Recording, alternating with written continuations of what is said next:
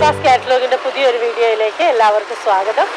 ഒരു വളരെ ഇൻട്രസ്റ്റിംഗ് ആയിട്ടുള്ളൊരു വീഡിയോയുമായിട്ടാണ് നമ്മൾ ഇന്ന് ഇവിടെ വന്നിരിക്കുന്നത്. പാവകളുമായി കളിക്കാൻ ആഗ്രഹിക്കാത്ത ഒരു കുട്ടികളുമില്ല അല്ലേ? നമ്മളൊക്കെ ഒന്നിലധികം ഒരുപാട് പാവകളെ, മാസം തോറും പാവകളെ ഒക്കെ നമ്മുടെ കുട്ടികൾക്ക് ഇഷ്ടപ്പെട്ട പാവകളെ വാങ്ങിച്ചു കൊടുക്കുന്ന മാതാപിതാക്കളാണ് നമ്മളൊക്കെ.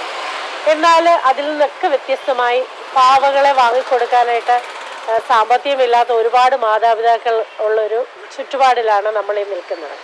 അപ്പോൾ പാവകൾ ഇല്ലാത്ത ഒരുപാട് കുട്ടികൾ നമ്മൾക്കിടയിലുണ്ട്.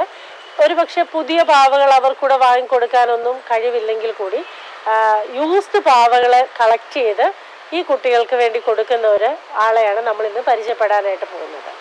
അദ്ദേഹം ഈ ഒരു ഫേസ്ബുക്ക് പോസ്റ്റ് വഴിയാണ് ഞാൻ ഇദ്ദേഹത്തെക്കുറിച്ച് അറിഞ്ഞതും ഇവിടെ വന്നതും. അതിനു മുമ്പ് എനിക്കറിയാവുന്ന ആളാണ്, എങ്കിലും അദ്ദേഹം നടത്തുന്ന പ്രവർത്തനങ്ങളെക്കുറിച്ചൊക്കെ നമുക്കറിയാം. എങ്കിലും ഈ ഒരു കാര്യം വളരെ ഇൻട്രസ്റ്റിംഗ് ആയി തോന്നി.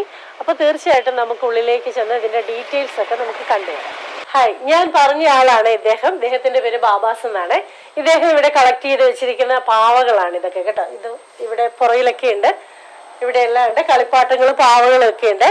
അതുകൂടാതെ ഇവിടെ കുറച്ച് ബുക്കുകൾ ഇരിപ്പുണ്ട്, പിന്നെ ഇവിടെ ഒരു ട്രോഫി ഉണ്ട്. ഇതിന്റെയൊക്കെ പിന്നിൽ ഒരുപാട് കാര്യങ്ങൾ ഇദ്ദേഹത്തിന് പറയാനുണ്ട്. തീർച്ചയായിട്ടും നമുക്ക് എല്ലാ കാര്യങ്ങളും വളരെ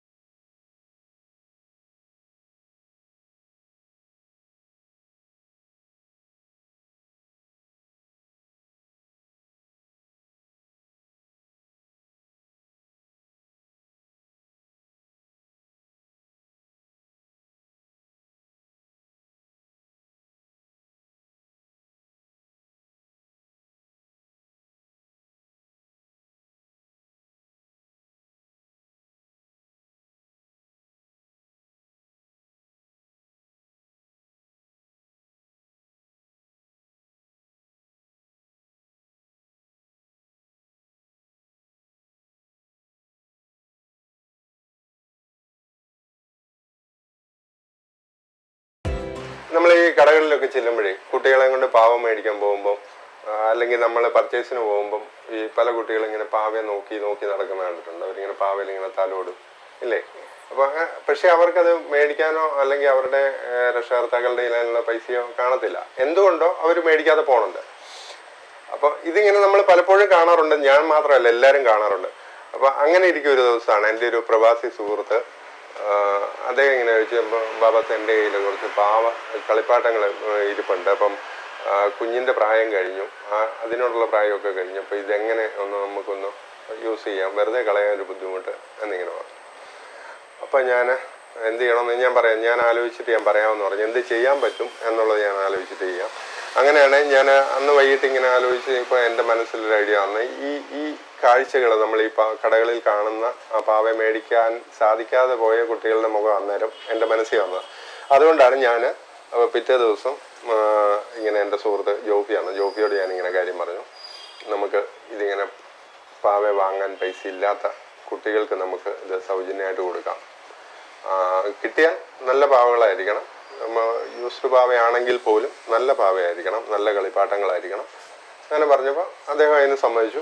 100% എന്നോട് ചോദിച്ചു. അപ്പം അങ്ങനെയാണ് ഞാൻ ആ ഫേസ്ബുക്കിൽ ആ പോസ്റ്റ് കൊടുക്കുന്നത്. ഫേസ്ബുക്കിൽ പോസ്റ്റ് കൊടുത്തപ്പോൾ അതിന് ഭയങ്കരമായ റെസ്പോൺസ് ആയിരുന്നു. ഞാൻ അത്രയൊന്നും പ്രതീക്ഷിച്ചില്ല. ഒരുപാട് പേര് അത് ഷെയർ ചെയ്തു, ഒരുപാട് പേര് അതിന് കമൻറ്റുകൾ പറഞ്ഞു, ലൈക്ക് ചെയ്തു. അപ്പം അത് നല്ലൊരു കാര്യമായിട്ട് എനിക്ക് തോന്നി. അങ്ങനെ നമ്മൾ ഈ പാവയെ കളക്ട് ചെയ്ത് വെച്ച് ഈ പോസ്റ്റ് കൊടുത്തതിൻ്റെ തൊട്ട് പുറകെ തന്നെ കുറേ പേരെന്നെ വിളിച്ചു. ഇതുപോലെ കളിപ്പാട്ടങ്ങൾ അവരുടെ എല്ലാം വീടുകളിൽ ഇങ്ങനെ ഇരിക്കുന്നു, അപ്പോൾ നമുക്കത് എന്ത് ചെയ്യാൻ പറ്റും, ഇങ്ങനെ കൊണ്ട് തരട്ടെ എന്ന് ചോദിച്ചു. അപ്പം ഇതൊരു ഇങ്ങനെ ചെയ്യുമ്പോൾ ഒരു കാര്യമുണ്ട്, ഈ ഉപയോഗശൂന്യമായ പാവകളൂടെ വരും ആ കൂടെ, നല്ലത് മാത്രം ആയിരിക്കത്തില്ല. അപ്പം ഞാൻ അവരോട് പറഞ്ഞു, കൊള്ളാവുന്നത് ഉപയോഗയോഗ്യമായതും കണ്ടാൽ ഭംഗിയുള്ളതൊക്കെ ഉണ്ടെങ്കിൽ നമുക്ക് കൊണ്ടുവരാൻ പറഞ്ഞു. അങ്ങനെ 2-3 പേരോടെ ഇപ്പോൾ കൊണ്ടുവരാമെന്ന് പറഞ്ഞിട്ടുണ്ട്. അപ്പോൾ അത് കഴിഞ്ഞപ്പോൾ ഒരാൾ എന്നെ വിളിച്ചിട്ട് പറഞ്ഞു, 3 വയസ്സ് മുതൽ 6 വയസ്സ് വരെയുള്ള, അവർ അമേരിക്കയിലായിരുന്നു, അമേരിക്കയിൽ നിന്ന് കഴിഞ്ഞ ദിവസം വന്നിട്ടുണ്ട്. അപ്പോൾ 3 വയസ്സ് മുതൽ 6 വയസ്സ് വരെയുള്ള കുട്ടികളുടെ ഡ്രസ്സ്, ആൺകുട്ടിയുടെയും പെൺകുട്ടിയുടെയും അവർ എടുക്കാതിരിക്കുന്നു, ഉപയോഗിക്കാതിരിക്കുന്നു. അപ്പോൾ അതെങ്ങനെയെങ്കിലും ഒന്ന് കൊടുക്കാൻ പറ്റുമോ, നമുക്ക് ആവശ്യക്കാരുണ്ടാവുമോ, എത്തിക്കാൻ പറ്റുമോ എന്ന് ചോദിച്ചു. ഞാനത് അവരോട് പറഞ്ഞു, ഏതായാലും കൊണ്ടുവരാൻ പറഞ്ഞു. കൊണ്ടുവന്നിട്ട് നമ്മൾ അത് ഫേസ്ബുക്കിൽ കൊടുത്തിട്ട് താല്പര്യമുള്ളവർ, അത് ഇഷ്ടപ്പെടുന്നവർ വന്നോട്ടെ, അതല്ല കുട്ടികളുടെ ഒരു സന്തോഷം, ആ മുഖത്ത് കാണുന്ന ഒരു സന്തോഷം നമുക്ക് അതൊരു വലിയ സന്തോഷമാണ്. ഈ കുട്ടികൾ ഇവിടുന്ന് പാവ വന്ന് വാങ്ങിയിട്ടുണ്ടോ? പാവകൾ വാങ്ങിയിട്ടുണ്ട്. ഒരു വലിയ ബോക്സ് നിറയാണ് അവിടുന്ന് എനിക്ക് ആദ്യത്തെ ഒരു പാവ സെറ്റ് വരുന്നത്.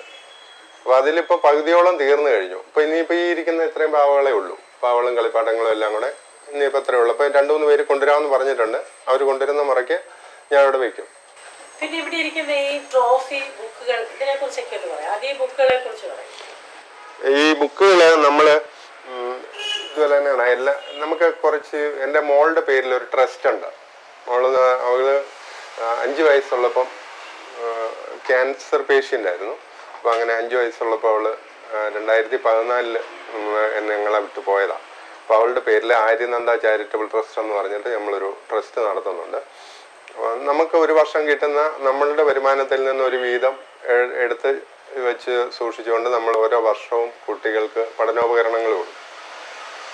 എല്ലാ പഠനോപകരണങ്ങളും നമ്മൾ കൊടുക്കാറുണ്ട്. 2015 തുടങ്ങിയതാണ്. 2015-2016 തുടങ്ങിയതാണ്. അപ്പം അതിനുശേഷം അങ്ങനെ കൊടുക്കാൻ തുടങ്ങിയപ്പം എൻ്റെ കുറേ പ്രവാസി സുഹൃത്തുക്കളുണ്ട്, കൂട്ടുകാർ. അപ്പം വളരെ ഇൻറ്റിമേറ്റ് ആയിട്ടുള്ള കൂട്ടുകാർ, അവർ ഇങ്ങോട്ട് പറയും സമയമാകുമ്പോൾ അവർ സഹായിക്കാം, എന്താ വേണ്ടതെന്ന് പറഞ്ഞാൽ മതി എന്ന് പറയുന്നവരാ. അപ്പോൾ അവരും സഹായിക്കുന്നുണ്ട്. ഇപ്പം നമ്മൾ 5 പേർക്ക് കൊടുത്തു തുടങ്ങിയതാണ് ബുക്ക്. പിന്നെ എല്ലാവിധ പഠനോപകരണങ്ങളും നമ്മൾ കൊടുക്കുന്നുണ്ട്. 5 പേർക്ക് നമ്മൾ 2016 5 പേർക്ക് കൊടുത്തു തുടങ്ങിയാണ്. ഇപ്പം നമ്മൾ 150ഓളം കുട്ടികൾക്ക് നമ്മൾ പഠനോപകരണങ്ങൾ കൊടുക്കുന്നുണ്ട്. അത് നമ്മൾ വീടുകളിൽ കൊണ്ട് എത്തിച്ചു കൊടുക്കുകയാണ്. ഇല്ലല്ല, നമ്മളത് കൊടുക്കുന്നവരും വാങ്ങുന്നവരും മാത്രമേ അറിയാറുള്ളൂ. അതല്ലാതെ അതിൻ്റെ ഒരു ഫോട്ടോ എടുത്ത് നമ്മൾ ഫേസ്ബുക്കിൽ കൊടുക്കുവോ. അപ്പോൾ കൂട്ടുകാർ തന്നെ എന്നോട് പറഞ്ഞിട്ടുണ്ട്. അവർ പറഞ്ഞിട്ടുണ്ട്, ഞങ്ങൾ ഒരു കാരണവശാലും ഞങ്ങളുടെ പേര് പറയരുത്, ആരാ തന്നാന്നോ അല്ലെങ്കിൽ ആരൊക്കെ സഹായിക്കുന്നോ അങ്ങനെ പേര് പറയരുതെന്ന് അവർ പറഞ്ഞിട്ടുണ്ട്. അപ്പോൾ തന്നെയല്ല, ഞാൻ അങ്ങനെ ചെയ്യാനുള്ള ഒരു പ്രധാന കാരണമുണ്ട്. നമ്മൾ 2014 മുതൽ 15 വരെ കുഞ്ഞിനെ കൊണ്ട് നമ്മൾ തിരുവനന്തപുരത്ത് RCCയിലായിരുന്നു. 2014 ഡിസംബർ മാസത്തിലാണ് അവിടെ ഡിസംബർ ജനുവരി, അത് ന്യൂ ഇയറും ക്രിസ്മസ് ആഘോഷം എല്ലാം ഒരുമിച്ച് നടക്കുന്ന ഒരു സമയമാണ്. അപ്പോൾ ആ സമയത്തൊക്കെ ഞങ്ങളെപ്പോലെ ഉള്ളവർ ഇങ്ങനെ ആഘോഷിക്കാനുള്ള ഒരു മൂഡിലോ ഒന്നുമല്ല. അപ്പം ഞങ്ങൾ താമസിച്ചിരുന്ന ആ ഒരു സ്ഥലത്ത് നിന്ന് അതിൻ്റെ അടുത്തൊരു സംഘടന ഇതുപോലെ ചികിത്സാ സഹായം നൽകുന്നുണ്ട്.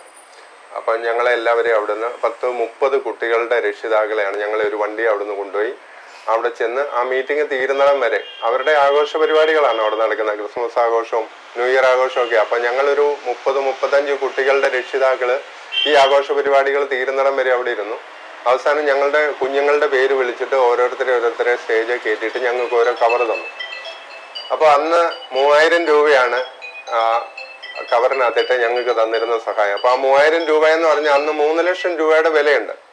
ഞങ്ങളെയൊക്കെ സംബന്ധിച്ചിടത്തോളം 3000 രൂപയ്ക്ക് 3 ലക്ഷം രൂപയുടെ വിലയുണ്ട്. അത് മേടിക്കാനായിട്ട് നമ്മളെ പേര് വിളിച്ച്, നമ്മുടെ കുഞ്ഞിൻ്റെ പേര് വിളിച്ച് ആ സ്റ്റേജിലേക്ക് കയറി ആ സഹായം മേടിക്കാൻ ഉണ്ടാകുന്ന ഒരു മാനസികാവസ്ഥയുണ്ട് നമുക്ക്. അതായത് നമ്മുടെ നെഞ്ചിനകത്തുണ്ടാകുന്ന ഒരു വിങ്ങലും ഒരു വിഷമവും ഒക്കെ അത് പറഞ്ഞാൽ മനസ്സിലാകത്തില്ല ആർക്കും.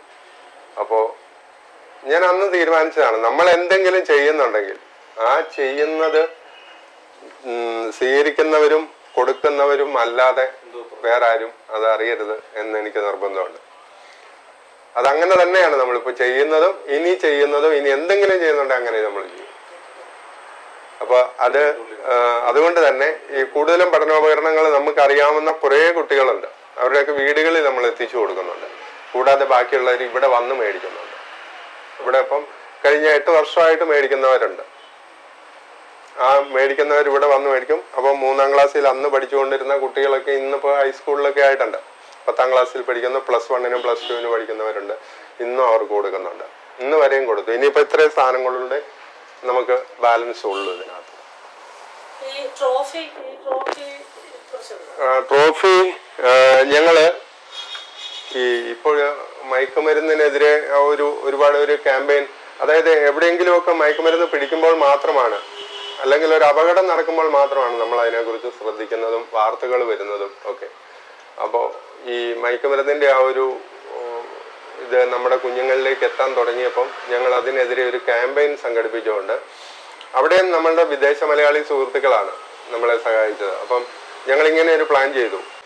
പാമ്പാടി പഞ്ചായത്തിന്റെ ഒരു കളിക്കളം ഉണ്ടായിരുന്നു. അതിങ്ങനെ നശിച്ച് ഉപയോഗയോഗ്യമല്ലാതെ കിടക്കുമായിരുന്നു. അപ്പോൾ അത് ഒന്ന് പുനരുദ്ധരിക്കാൻ വേണ്ടിയിട്ട് ഞങ്ങളൊന്ന് പ്ലാൻ ചെയ്തതാണ്. ആ സമയത്താണ് ഈ മയക്കുമരുന്നിന്റെ അതിപ്രസരം നമുക്കിവിടെ ഉണ്ടാകുന്നത്.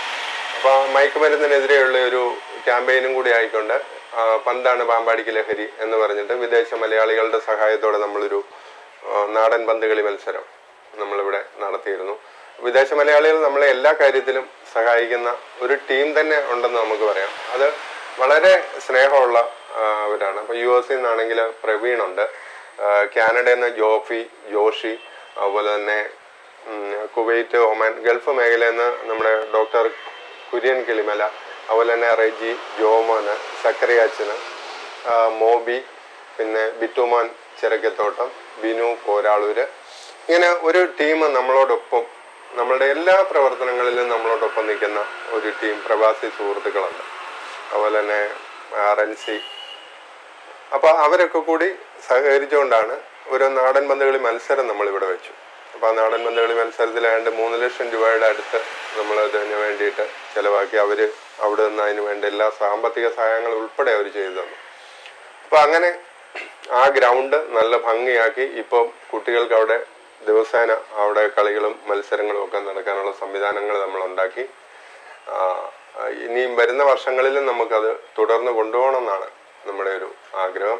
അങ്ങനെ നമ്മുടെ ഈ ചാരിറ്റബിൾ ട്രസ്റ്റിൻ്റെ മോളുടെ പേരിലുള്ള ചാരിറ്റബിൾ ട്രസ്റ്റിൻ്റെ പേരിലാണ് നമ്മളിതെല്ലാം നടത്തിക്കൊണ്ടിരിക്കുന്നത്. കഴിഞ്ഞ വർഷമാണ് നമ്മൾ പന്തുകളി ആദ്യമായിട്ട് വയ്ക്കുന്നത്. അത് വൻ വിജയമായിരുന്നു. എല്ലാം ഒരുപാട് ആളുകൾ, കാണികളും ഒക്കെ ആയിട്ട് ഒരുപാട് ആളുകൾ എത്തി. അപ്പം അങ്ങനെ നമുക്ക് ശരിയെന്ന് തോന്നുന്ന കാര്യങ്ങൾ ചെയ്യാം. മറ്റുള്ളവർ എന്ത് പറയുന്നു എന്ന് നമ്മൾ നോക്കാറില്ല. മറ്റുള്ളവർ എന്ത് പറയുന്നു എന്ന് നോക്കി നമുക്കൊരു കാര്യങ്ങളും നടക്കത്തില്ല. പിന്നെ ഇപ്പം നിങ്ങൾ ചെയ്യുന്ന വീഡിയോയ്ക്കകത്താണെങ്കിൽ പോലും പല കമന്റുകളും ഇതിന് വരാം. നെഗറ്റീവായിട്ടും പോസിറ്റീവായിട്ടും വരാം. പോസിറ്റീവായിട്ടുള്ളത് മാത്രമേ നമ്മൾ എടുക്കാറുള്ളൂ. നെഗറ്റീവായിട്ടുള്ളതിന് നമ്മളിവിടെ വേസ്റ്റ് ബാസ്ക്കറ്റ് വെച്ചിട്ടുണ്ട്. നമ്മൾ അതിലേക്ക് ഇടും. അത് മൈൻഡ് ചെയ്യാറില്ല. അപ്പം അങ്ങനെ ഈ പറയുന്നവർക്ക് പറയാം, നമുക്ക് ചെയ്യാനുള്ളത് നമ്മൾ ചെയ്തു പോകുക എന്നുള്ളതേ ഉള്ളൂ. ഞാൻ അങ്ങനെയാണ് പോകുന്നത്. വളരെ സന്തോഷത്തോടു കൂടിയാണ് ഞാൻ ഈ വീഡിയോ വൈൻഡപ്പ് ചെയ്യുന്നത്. തീർച്ചയായിട്ടും ഇത് കണ്ടിട്ട് ഒരുപാട് സന്തോഷം തോന്നി. അപ്പോൾ തീർച്ചയായിട്ടും നിങ്ങൾക്കൊക്കെ വീടുകളിൽ വളർന്ന കുട്ടികളുണ്ടെങ്കിൽ അല്ലെങ്കിൽ യൂസ്ഡ് ആയിട്ടുള്ള പാവകൾ ഒരുപാടുണ്ടെങ്കിൽ നിങ്ങളുടെ അടുത്ത് തന്നെ നിങ്ങൾക്ക് കുട്ടികൾക്ക് കൊടുത്ത് സഹായിക്കാം. കാരണം ഇതൊക്കെ നമുക്ക് തന്നെ ചെയ്യാൻ പറ്റുന്ന കാര്യങ്ങളാണ്. അതല്ല നിങ്ങൾക്ക് കുട്ടികളെ കണ്ടെത്താൻ സാധിക്കുന്നില്ല എങ്കിൽ ഇദ്ദേഹത്തിന്റെ നമ്പർ ഞാൻ താഴെ കൊടുത്തേക്കാം. അപ്പോൾ തീർച്ചയായിട്ടും വിളിച്ച് ഇവിടെ കൊടുക്കുകയാണെങ്കിൽ തീർച്ചയായിട്ടും അർഹതപ്പെട്ട കൈകളിൽ തന്നെ ഇത് എത്തപ്പെടും. അതേപോലെ തന്നെ മുമ്പ് സൂചിപ്പിച്ച ആര്യനന്ദ ചാരിറ്റബിൾ ട്രസ്റ്റിനെ കുറിച്ച് പറയുകയാണെങ്കിൽ അദ്ദേഹത്തിന്റെ മോള് ഞങ്ങളുടെ ആര്യനന്ദ ഞങ്ങളുടെയൊക്കെ മുത്തായിരുന്നു. തീർച്ചയായിട്ടും ആ ചാരിറ്റിയിൽ നിങ്ങൾക്ക് ആകണം എന്നുണ്ടെങ്കിൽ അതിനും അവസരമുണ്ട്. അപ്പൊ എല്ലാ ഡീറ്റെയിൽസും ഞാൻ താഴെ കൊടുത്തേക്കാം. അപ്പൊ തീർച്ചയായിട്ടും ഈ ചെറിയ വീഡിയോ നിങ്ങൾക്ക് ഇഷ്ടപ്പെട്ടാലും തീർച്ചയായും ലൈക്ക് ചെയ്യുക, ഷെയർ ചെയ്യുക, കമന്റ് ചെയ്യുക. പിന്നെ ഈ വീഡിയോ കാണുന്ന ആരെങ്കിലും നമ്മുടെ ചാനൽ സബ്സ്ക്രൈബ് ചെയ്തിട്ടില്ലെങ്കിൽ ഒന്ന് ചെയ്തേക്കണേ.